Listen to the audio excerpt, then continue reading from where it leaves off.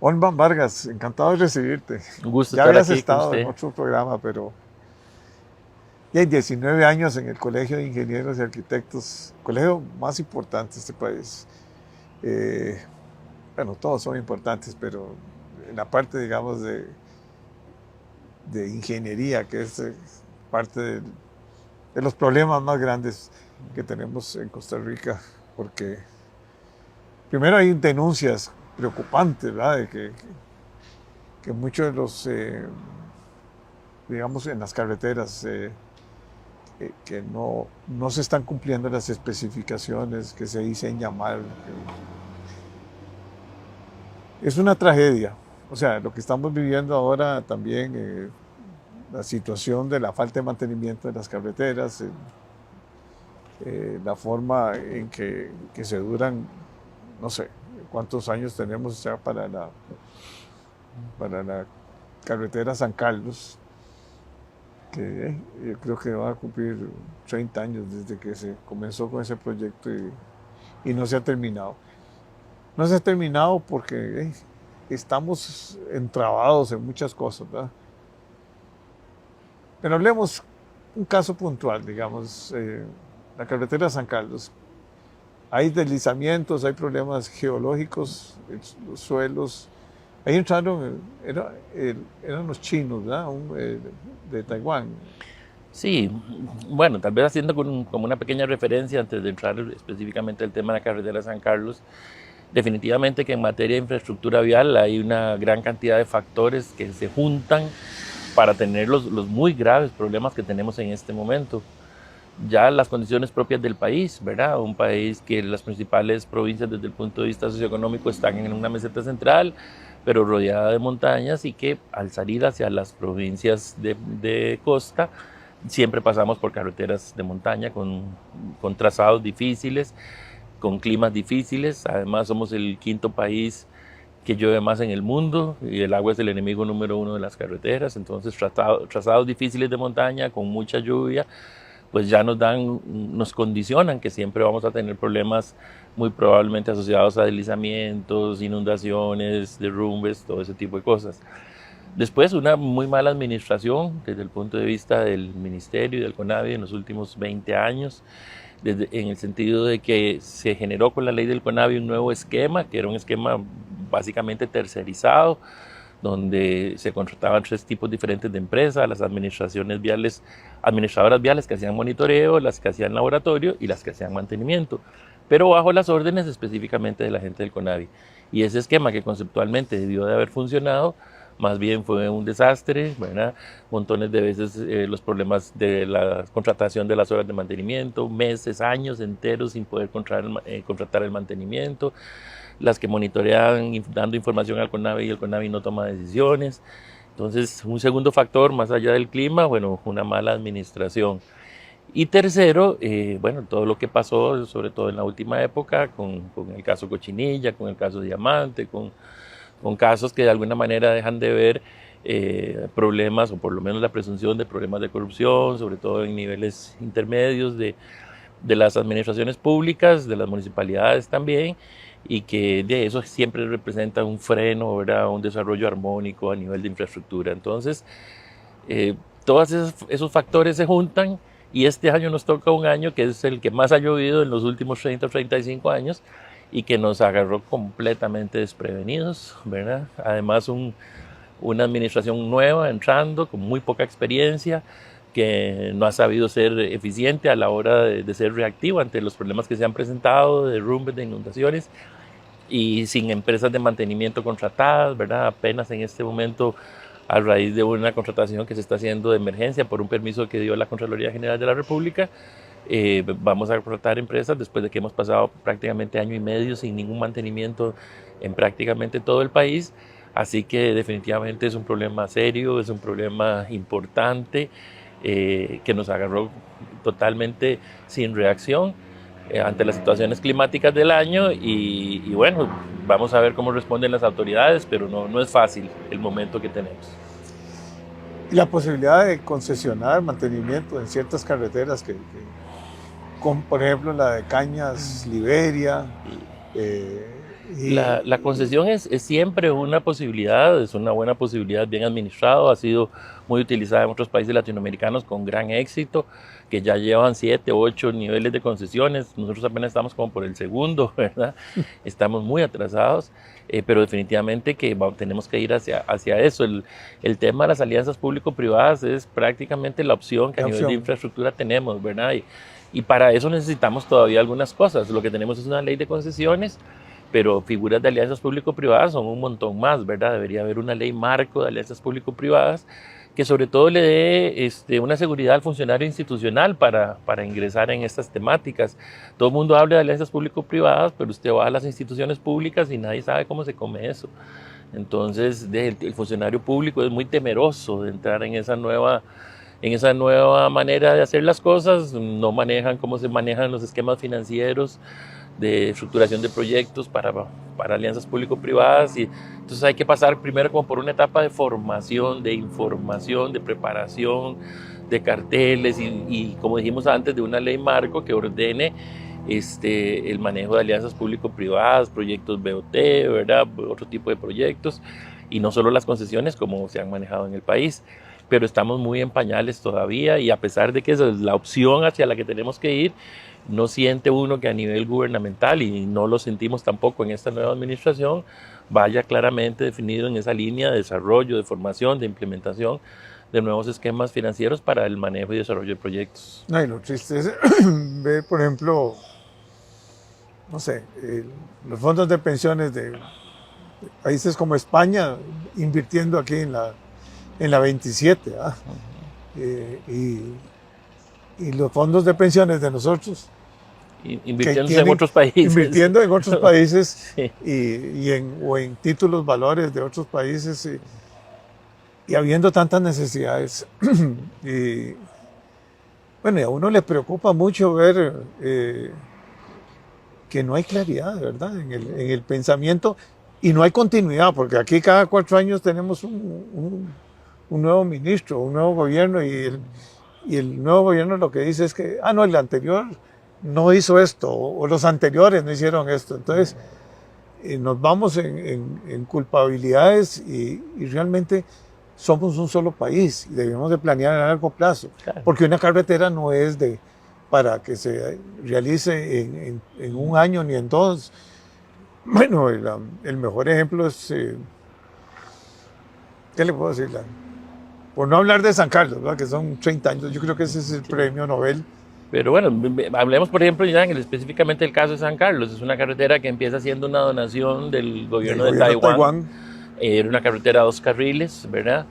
Y en el momento en que se da un cambio, digamos, de política exterior, donde se pasa de ser cercanos a Taiwán a ser cercanos a China, se retoma el proyecto, pero ya con fondos nacionales, y se decide, ya construyéndose el proyecto, a ampliarlo a 4 carriles. Desde el punto de vista funcional, uno dice, fue una buena decisión, porque 2 carriles era muy poco para una carretera de esa importancia.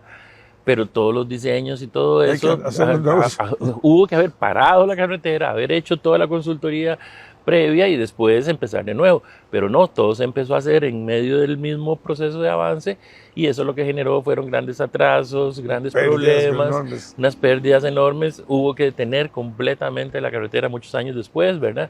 Ahora se está replanteando, ya se sabe que hay lugares donde hay que cambiar la línea de diseño.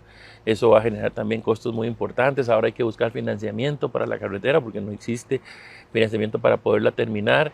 Y como bien usted decía, pues entonces en el tiempo se hace un problema enorme, un proyecto que va a salir costosísimo, y bueno, que hay que terminarlo, porque ya está en un punto en que no se puede dejar botado, y además el país lo necesita, sobre todo una zona tan económicamente activa como es la zona de San Carlos, la zona norte del país, pero necesariamente todo el proceso que se está ahora de replanteamiento de la carretera y de búsqueda de financiamiento y todo eso, finalmente generará primero varios años más para poder terminar el proyecto, y todo un problema para conseguir los fondos y poderlo financiar adecuadamente. Bueno, ¿y la ampliación de la 27? Sí, la ampliación de la 27 es una necesidad, ¿verdad? Ahí cabe muy bien lo que usted decía. En el gobierno anterior se hizo un esfuerzo muy importante con la empresa Global Vías, que es el concesionario. Ellos ya presentaron un anteproyecto bastante avanzado, ya había negociaciones con el gobierno que estaban bastante avanzadas. Tenemos entendido que ahora eso se paró. Al gobierno actual no le gusta el planteamiento que se hizo, entonces vamos otra vez a empezar de cero. Y bueno, y así y como... empezar de cero tomará muchos años, o sea, se va Claro. el gobierno y no se ha hecho nada. Claro, es que, y desgraciadamente eso se va repitiendo en diferentes cosas, ¿verdad? Oíamos un día de estos a las autoridades del gobierno actuales hablar del proyecto Ciudad-Gobierno, pero del proyecto de Ciudad-Gobierno, cuando uno lo oye, uno dice, bueno, qué dicha, se le va a dar continuidad a lo que se traía, que ya estaba muy avanzado con anteproyectos terminados y todo el gobierno anterior, pero no, van a empezar de cero también, siguen con la idea, pero van a empezar de cero. Están hablando incluso de hacer nuevos concursos de anteproyecto arquitectónico y bueno, con solo eso se van a llevar los 3 años que faltan de gobierno y tampoco entonces podremos desarrollar algo que es muy importante y seguiremos pagando alquileres entonces en las instituciones públicas en una gran cantidad de edificios y todo se vuelve a atrasar, todo vuelve a tener un sobrecosto. Yo hace 15 años vi el proyecto, me acuerdo, o sea, porque era una necesidad urgente del país de concentrar todo ese montón de oficinas que tiene alrededor de toda la ciudad y que genera una ineficiencia terrible, ¿verdad? Yo creo que si contamos los últimos 5 gobiernos, ¿verdad? Y que pertenecen a 3 diferentes partidos, en todos se ha hablado de ciudad-gobierno, en todos ha habido la conciencia de la necesidad de desarrollar el proyecto, en todos se ha hablado de dejar de pagar los altos alquileres que se pagan en muchísimos edificios donde están ubicadas oficinas de gobierno, pero en todos, en cada uno de los 5, ha habido un proyecto diferente, ¿verdad? La administración que llega no le gusta el proyecto del gobierno anterior, empieza uno nuevo, lo empieza a desarrollar, llega un nuevo gobierno, tampoco le gusta, lo para, empieza uno nuevo, lo empieza a desarrollar, el gobierno que sigue igual y ahora lo que sigue igual. Entonces, así no vamos a poder desarrollarlo nunca. Y la radial, La circunvalación. La circunvalación, perdón. Bueno, ya la circunvalación tiene un nivel de avance que ya uno pensaría que necesariamente tiene que terminarse. Se había hablado que se terminara para fin de año, ya llegamos a fin de año prácticamente, estamos en noviembre y no se ha terminado. Pero todavía tiene semáforos, ¿verdad? Probablemente. Y ahí se arman unas presas porque saliendo aquí para meterse en la radial, en los Atillos hay uno, después hay otro. O sea, en el sector sur hay que hacer intersecciones todavía. Una radial de alta manejo de volumen, de velocidad, digamos, con presas, o sea, sobre todo que Circunvalación es el gran distribuidor que tiene la ciudad de San José, ¿verdad? Y eso distribuye. Eso lo trae, ese proyecto viene desde, no sé. Las primeras debe tener reservas, unos 40 años por lo menos. Mucho más. Las primeras reservas que se hicieron de terrenos para Circunvalación son de los años 50. Los primeros diseños son de los años 60. Se empezó en los años 70 en el gobierno de Rodrigo Carazo.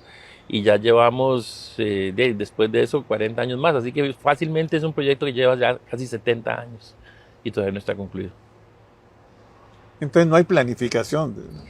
Desgraciadamente, uno de los grandes problemas que tenemos a nivel país es que no hay proyectos país, ¿verdad? Y los proyectos país se ven muy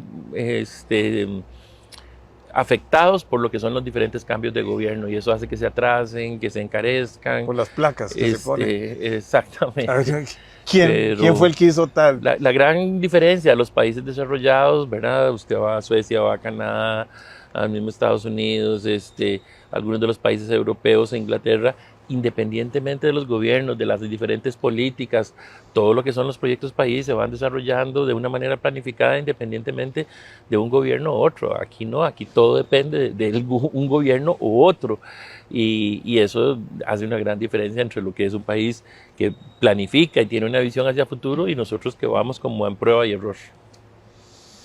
Y los fideicomisos que hicieron ahí en el Banco de Costa Rica para la ampliación de la Ruta 1 es otro proyecto fundamental, ¿verdad? De los prioritarios que necesita el país. Tuvo toda una serie de problemas, bueno, a través de, lo recordarán, de OAS. El gobierno anterior ¿verdad? Hicieron los COVID nada más. Ahora se planteó a través de un fideicomiso. Muy probablemente ahora ese fideicomiso va a variar porque ya el gobierno anunció que no le gusta cómo se está desarrollando, entonces va a ser otra vez empezar de cero. Y entonces, así es muy difícil, ¿verdad? Por eso nos cuesta tanto, por eso se nos encarecen tanto las cosas. Y a veces no es ni siquiera que no haya recursos, es que nos esforzamos en que cada vez salgan más caro y ponerle más obstáculos y no hacer las cosas de una manera armónica. Aquí la politiquería todavía influye mucho, ¿verdad? ¿Quién pone la placa? ¿Quién fue el papá del proyecto que finalmente se desarrolló? Y si es un papá que no tiene afinidad política con nosotros, entonces no queremos que esté, no queremos que aparezca, aunque tengamos que empezar de nuevo. Y es un problema de mentalidad realmente que hay que cambiar. Y ojalá las generaciones jóvenes vengan con un chip, como chip, dicen ahora, diferente y tengan una visión muchísimo más hacia futuro que la que hemos tenido las generaciones de nosotros. Sí, pero es que, no sé, me parece a mí que ¿quién es el que planifica en el gobierno?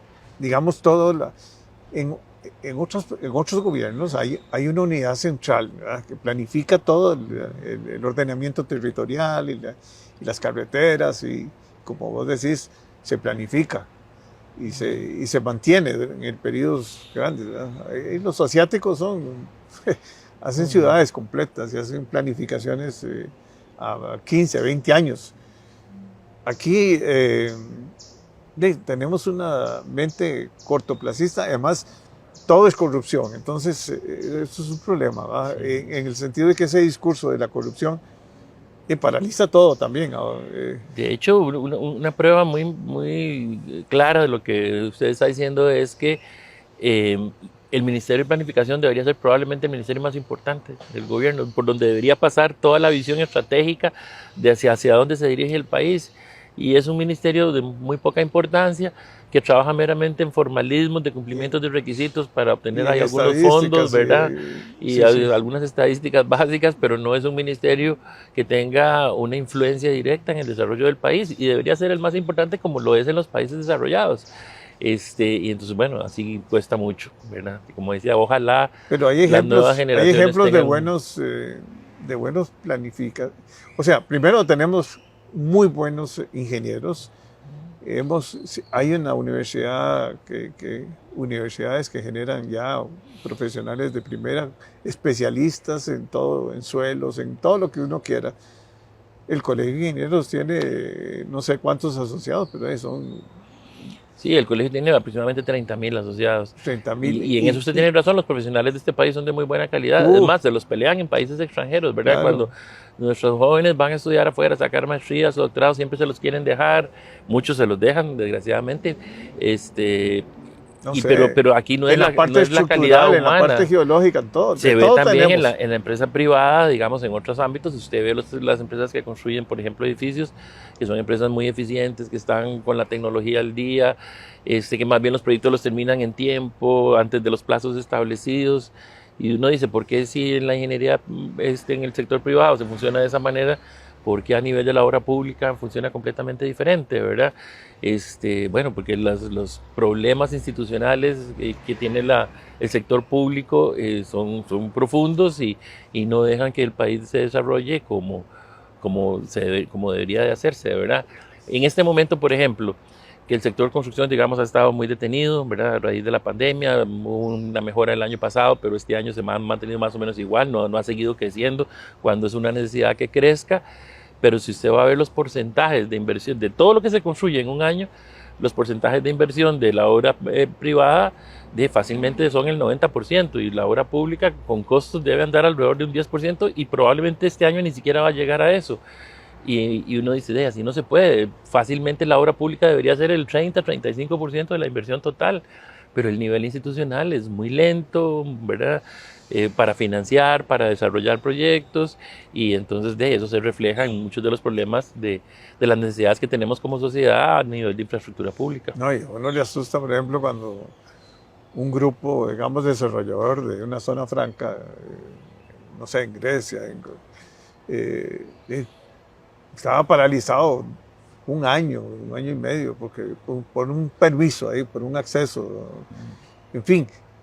Todavía la tramitología nos está matando, porque este país, para todos son leyes, para todos son reglamentos, para todos, todo el mundo es corrupto, ¿ah? Ese es el concepto. Y y el que está en la administración pública no está consciente de la paralización del país. Es una mentalidad que no todos trabajamos en una sola línea. Le doy un ejemplo clarísimo. En la administración anterior se hizo un esfuerzo muy importante y liderado desde la Casa Presidencial y donde el Colegio de Ingenieros y Arquitectos tuvo una participación para desarrollar un esquema completamente electrónico para accesos de carreteras en carreteras nacionales y eliminar una famosa comisión que existe en el Ministerio, que es la Comisión de Accesos Restringidos, que tenía unos trámites, pero de 6 meses, un año y medio, unas locuras de tiempo. Se hizo todo el proceso, incluso se sacó un decreto donde decía que se eliminaba la comisión. No se eliminó, siguió funcionando. Uno no entiende cómo. Y entrando esta administración, pero no había pasado un mes cuando sacaron un nuevo decreto donde la volvían a reinstalar. Lo que hicieron fue cambiar a las personas, pero ahí está la comisión. Entonces, todo el esfuerzo que se hizo, tecnificar completamente el proceso para eliminar la comisión, para que el trámite fuera mucho más rápido, y ahí está la comisión todavía, ¿verdad? Y ahora más bien la acaban de volver a instalar por decreto, y uno no entiende cómo es que adentro de la institucionalidad pública siguen pasando esas cosas. Como gobierno, pues lo digo por experiencia propia, y ahí, nosotros trabajamos con ustedes muy cerca en la famosa estructura tecnológica, con Freddy, me acuerdo, reuniones múltiples, y ahí estaba caminando el APC, que es un éxito. Así es. Que es una plataforma noble. No sé si están todas las municipalidades, ¿verdad? Porque puede ser que algunas municipalidades dicen, no, yo soy un gobierno. Ya están prácticamente todas. Ya están todas. Faltan solo un par nada más. Pero fue un esfuerzo, digamos, del sector privado o el sector público. Y con una buena dirección, porque eran ustedes eran los que, porque desarrollar ese software, esa plataforma tan robusta por parte del sector público es casi imposible. Y yo sigo pensando que, vamos a ver, ¿qué haríamos ahora? Porque, o sea, el problema Olban, es qué hacer en el futuro, o sea, qué reformas. Imagínese que en el desarrollo de esas plataformas, ¿verdad? Como usted bien dice, estuvimos muy cerca en ese proceso, la parte pública y la parte privada. Bueno, ahora es una realidad, prácticamente todo el proceso de trámite de planos se hace de manera electrónica, tanto planos de construcción como topográficos, ¿verdad? Y el colegio sigue con las autoridades actuales invirtiendo gran cantidad de dinero en mantener el sistema, en ampliarlo, en mejorarlo, y ya eso es algo que no se puede echar para atrás. Pero aún así, a lo interno de las instituciones todavía hay células, ¿verdad?, que mantienen cierto poder para cierto tipo de permisos, donde quieren que se haga en el cara a cara, que se haga de manera física, que las personas tengan que ir. Entonces cuesta mucho, ¿verdad? Es un tema de mentalidad. Pero la pregunta suya es, bueno, ¿qué sigue adelante? Uno pensaría que una directriz de gobierno, desde la parte más alta, de Casa Presidencial, que diga, vamos a simplificar trámites, vamos a tecnificar, pero que se haga de verdad, no a nivel de discurso. Es que uno lo que siente es que se hace a nivel de discurso. Cuando usted oye que el presidente dice, bueno, en un mes vamos a simplificar 200 trámites, mentira, eso no funciona así, ¿verdad? En un mes no se va a eliminar ninguno de los trámites. Y al final del mes lo que va a pasar, es que no se pudo por esto, no se pudo por el otro. Pero si un gobierno dice, bueno, en 1 año y medio, en 2 años tenemos, ¿verdad?, una ruta a seguir donde vamos a eliminar esto y esto lo vamos a hacer más funcional y esto lo vamos a mejorar. Bueno, ahí uno dice, sí, hay una línea de gobierno clara que sabe cómo funciona la administración pública y que evidentemente bajo una directriz clara va a buscar eliminarse. Aquí por correr rápido no se logran mejores cosas, ¿verdad? Lo importante es hacer las cosas en la ruta correcta. Pero bueno, la administración, digamos, todavía está muy joven. Esperemos que vayan aprendiendo y se den cuenta que lo importante es ir en la línea correcta y no necesariamente tratar de hacerlo todo muy rápido. Bueno, muchas gracias, Olman. Un gusto.